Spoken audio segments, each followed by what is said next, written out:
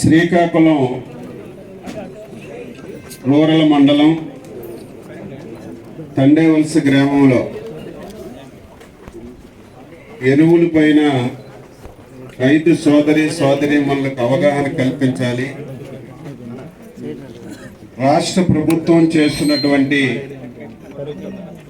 కార్యక్రమాన్ని మీ అందరికీ తెలియచేయాలనే ఉద్దేశంతోనే ఇక్కడికి వచ్చాం. నాతో పాటు జిల్లా కలెక్టర్ గారు, ఎమ్మెల్యే గారు, వ్యవసాయ శాఖ అధికారులు, ఆర్డీఓ, ప్రజాప్రతినిధులు అందరూ ఈ కార్యక్రమానికి వచ్చారు. అందరికీ పేరు పేరున హృదయపూర్వకమైనటువంటి నమస్కారం. ఈ రాష్ట్రంలో కానీ జిల్లాలో కానీ సఫిషియెంట్గా ఎరువులు ఉన్నాయి. అయితే ఈ సంవత్సరం వివిధ కారణాలు కేంద్ర ప్రభుత్వం యూరియా తగ్గిస్తుందని, లేకపోతే కొన్ని రాష్ట్రాల్లో యూరియా లేక క్యూ లైన్లు ఉన్నాయని, రేపు భవిష్యత్తులో మనకు కూడా యూరియా అందదేమో అని ఆందోళన చెంది మొత్తం ఈ సంవత్సరానికి కావలసినటువంటి యూరియా అంతా స్టాక్ చేసుకుందామని ఒక ఆలోచనతోనే ఈ సమస్య వచ్చిందని చెప్పి మీ అందరికీ తెలియజేస్తున్నాం. ముందుగా రాష్ట్ర రైతాంగానికి, ఈ జిల్లా రైతాంగానికి వ్యవసాయ శాఖ మంత్రిగా స్పష్టంగా తెలియజేస్తున్నాను, యూరియా గురించి ఏ ఒక్క రైతు కూడా ఆందోళన చెందవలసినటువంటి అవసరం లేదు లేదు లేదు అని తెలియజేస్తున్నాను. కానీ రైతు సోదరీమణులు మా వ్యవసాయ శాఖ అధికారులు చెప్పిన విధంగా మీరు పాటించవలసినటువంటి అవసరం ఉంది. యూరియా ఇదేదో అచ్చెన్నాయుడు, శంకరు, కలెక్టర్ గారు కాదు, వ్యవసాయ శాస్త్రజ్ఞులు వరికి 3 సార్లు యూరియా వేయాలి. మొదటిసారి 25 కేజీలు, రెండవసారి 25 కేజీలు, మూడవసారి 25 కేజీలు వేయాలని అచ్చెన్నాయుడు గారు ప్రభుత్వం నిర్ణయించలేదు. వ్యవసాయ శాస్త్రజ్ఞులే వరి బాగా ఈల్డ్ రావాలన్నా, వరి బాగా పంట రావాలన్నా ఈ విధంగా మీరు యూరియా వేస్తే సరిపోతుందని వ్యవసాయ శాస్త్రజ్ఞులే నిర్ణయించారు. మనందరికీ ఒక ఆలోచన, యూరియా విపరీతంగా వేసేస్తే పంట విపరీతంగా వచ్చేస్తుందని ఒక ఆలోచన ఉంది. నేను తప్పు పట్టడం లేదు. దానికి మనం మార్పు చేయవలసినటువంటి అవసరం ఉందని చెప్పి ఈ సందర్భంగా తెలియజేస్తున్నాను. ఈరోజు విపరీతమైనటువంటి జబ్బులు, అందులో ప్రధానంగా క్యాన్సర్ విపరీతంగా వస్తుంది. ఇదేదో నేను మైక్ పట్టుకొని చెప్పడం కాదు. ఒకప్పుడు దేశంలో పంజాబ్ రాష్ట్రం ఉంది, దేశానికే అన్నపూర్ణ రాష్ట్రం, ఈ దేశానికే అన్నం పెట్టిన రాష్ట్రం పంజాబ్. అంటే అంత బాగా వరి వ్యవసాయం పండించినటువంటి రాష్ట్రం. వాళ్ళు కూడా విపరీతంగా యూరియా వాడటం వల్ల ఆ రాష్ట్రం ఈరోజు చాలా బాధల్లోకి వెళ్ళింది. బాధలంటే ప్రతిరోజు కూడా ఒక రైల్లో పంజాబ్ నుంచి ఢిల్లీకి ఆడవాళ్ళు మగవాళ్ళు వస్తారు. దేనికంటే క్యాన్సర్ ఎవరికైతే వచ్చిందో అటువంటి వాళ్ళందరికీ ఒక రోజుకు ఒక ట్రైన్లో వస్తున్నారు. దానికి ఏంటి కారణమని శాస్త్రజ్ఞులందరూ పరిశీలన చేస్తే కేవలం యూరియా ఎక్కువ వాడుతున్నారు, దీనివల్ల క్యాన్సర్ వస్తుంది, దీనివల్ల చాలా ప్రమాదమని అక్కడ తెలియజేసిన విషయం కూడా మీకు తెలియజేస్తున్నారు. అందుకే కేంద్ర ప్రభుత్వం కూడా యూరియాని తగ్గించాలి, ప్రజల యొక్క ప్రాణాలను మనం కాపాడాలని ఒక నిర్ణయం తీసుకొని ఈ సంవత్సరం అలాట్మెంట్స్ కూడా జరుగుతుంది. అయితే అదృష్టం ఏంటంటే మనం కూడా కేంద్రంలో భాగస్వామ్యం ఉన్నాం కాబట్టి మనం ఎంత అడిగితే అంత ఎరువు ఇస్తున్నారు. అలాగని చెప్పి ఎంత అడిగితే అంత ఇస్తున్నారని చెప్పి విపరీతంగా మనం వేస్తే అది చాలా ప్రమాదం. ఇది రైతులందరూ కూడా గమనించాలని చెప్పి తెలియజేస్తున్నాను.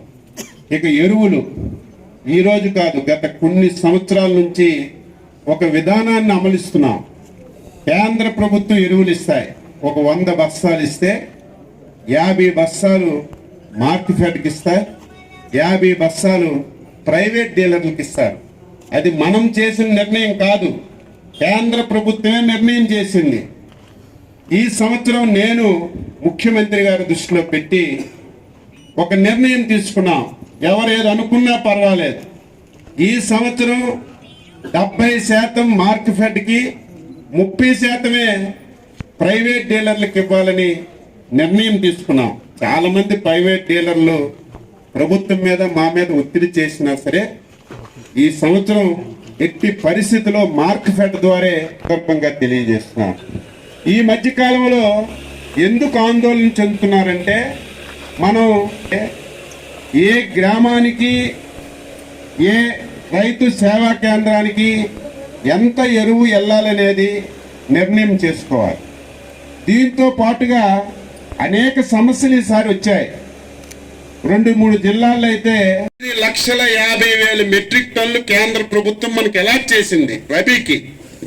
రబీకి మళ్ళీ ఎరువులు తీసుకుంటాం, రబీ పంటకు మళ్ళీ ఎరువులు ఇస్తాం. రబీ వేరే, ఖరీఫ్ వేరే.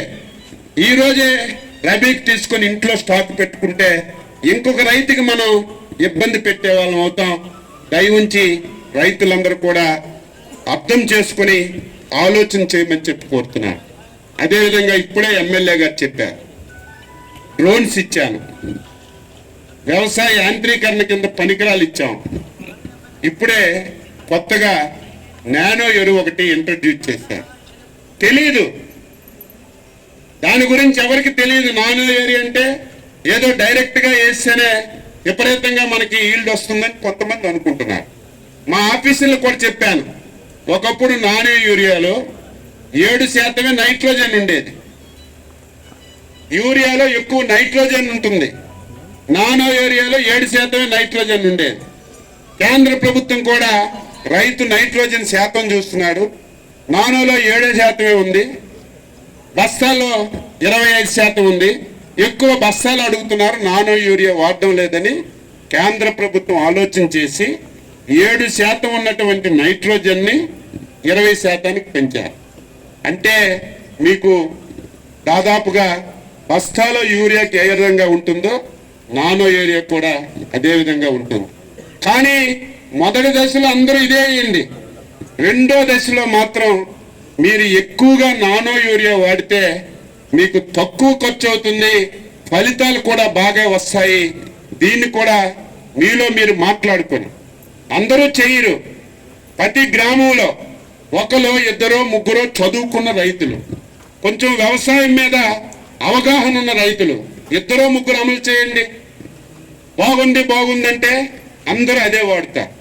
కానీ దానికి మనం ముందుకు తీసుకెళ్లకుండా పాత విధానంతోనే, పాత పద్ధతులతోనే మనం వెళ్తే రైతుకి చాలా ఇబ్బందులు. ఆదాయాన్ని పెంచాలి, ఆ విధంగా ప్రయత్నం చేస్తున్నాం. మీరు యూరియా అనుకుంటున్నారు, ఎంతకి ఇస్తున్నాం యూరియా? 2,280 ఉంటే అందులో 2,100 రూపాయలు ప్రభుత్వమే గవర్నమెంట్ ద్వారా సబ్సిడీ ఇస్తుంది. అంటే ఎంత సబ్సిడీ చూడండి.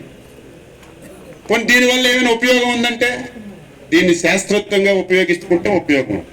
ప్రతి ఒక్కరికి స్పష్టంగా టీంలన్నీ మీ దగ్గరికి వస్తున్నాయి, పాంప్లెట్ ఇస్తున్నాం. జిల్లా కలెక్టర్ గారు ఎవ్రీడే 1 గంట సేపు మీ దగ్గర ఎవరైనా యూరియా సమస్య ఉంటే డైలీ ఎవరి కలెక్టర్లో మీరు ఫోన్ చేయొచ్చు. లేకపోతే 24 గంటలు రౌండ్ ది క్లాక్ కలెక్టరేట్లో ఒక సెల్ పెట్టాం, నెంబర్ కూడా మీకు ఇస్తున్నాం. మీరు చెప్తే మేమేమి పక్కన పడేము. పలానా ఊర్లో పలానా రైతు సమస్య చెప్తే వెంటనే మా అగ్రికల్చర్ ఆఫీసర్ వస్తాడు. నువ్వు కలెక్టర్ ఆఫీస్కి ఫోన్ చేశావు, ఏంటి నీకు ఇబ్బంది, యూరియా ఇచ్చారా లేదా, మొదటి విడత వేసావా లేదా, సెకండ్ విడత ఎప్పుడు వేయాలి, మీకు మళ్ళీ సెకండ్ విడతలో ఎప్పుడు యూరియా వస్తుందని స్పష్టంగా సమాచారం ఇచ్చి చెయ్యాలన్న ఆలోచనతోనే ఈ కార్యక్రమం చేస్తున్నాం.